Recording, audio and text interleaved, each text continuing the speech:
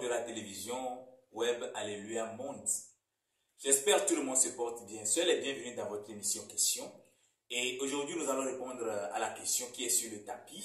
Oui, la question concernant l'attaque de l'église du christianisme céleste. Ceux qui s'attaquent à l'église du christianisme céleste. Mais tout d'abord, permettez-moi de saluer tous mes collaborateurs. Permettez-moi de saluer tous les personnels de Alléluia Monde TV.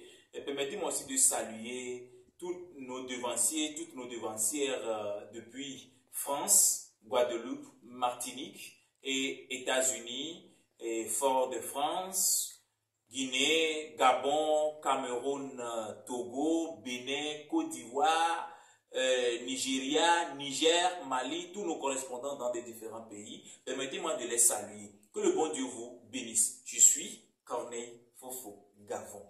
Oui, nous avons posé la question la fois dernière, à savoir, pourquoi s'attaquer aux chrétiens célestes? Pourquoi s'attaquer à la religion céleste?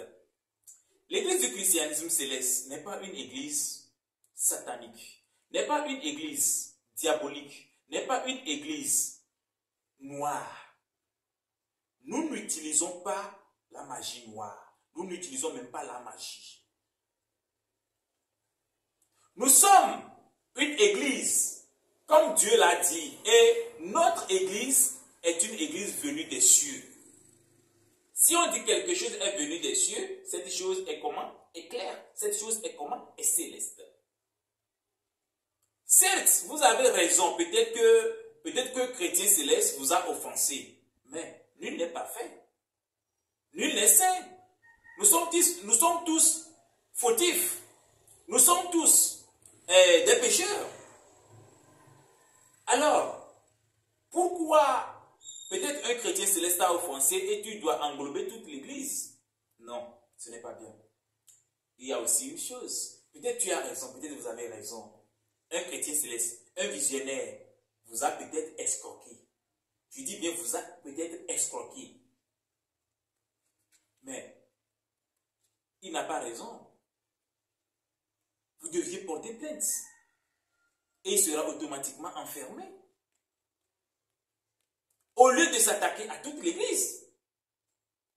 Bien. Il y a une chose. Vous qui venez chez nous, chez les chrétiens célestes, sous quelles intentions vous êtes venus? Il faut se poser la question la premièrement. Je suis venu sous quelle intention? Je suis venu pour que l'église me sauve, ou bien pour que Jésus-Christ me sauve, ou soit celui qui va me faire ce travail spirituel me sauve. C'est trois questions à poser. Peut-être, tu es venu sous une autre intention, et tu es venu, tu as vu autre chose. Sachez très bien que nous adorons le vrai Dieu que vous adorez. Je ne défends pas mon église, mais je sais très bien que l'église du christianisme céleste est une église très forte. Forte, je dis bien encore très forte. Peut-être que cette église est née en Afrique. C'est le pourquoi elle a une telle puissance. Je dis bien peut-être. Car le prophète Samuel de Joseph Ochofa, paix à son âme, a reçu, le Saint-Esprit a reçu la voix dans la forêt. Luli, la grâce, la grâce. Et le 29 septembre 1947, l'église est apparue, l'église est descendue.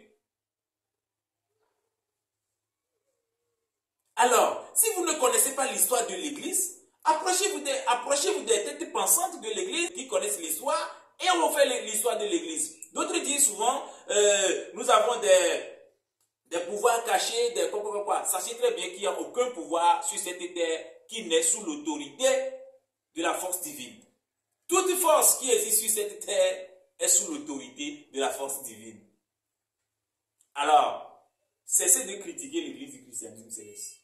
Merci encore une fois. Ça, c'est la première partie. La seconde partie viendra.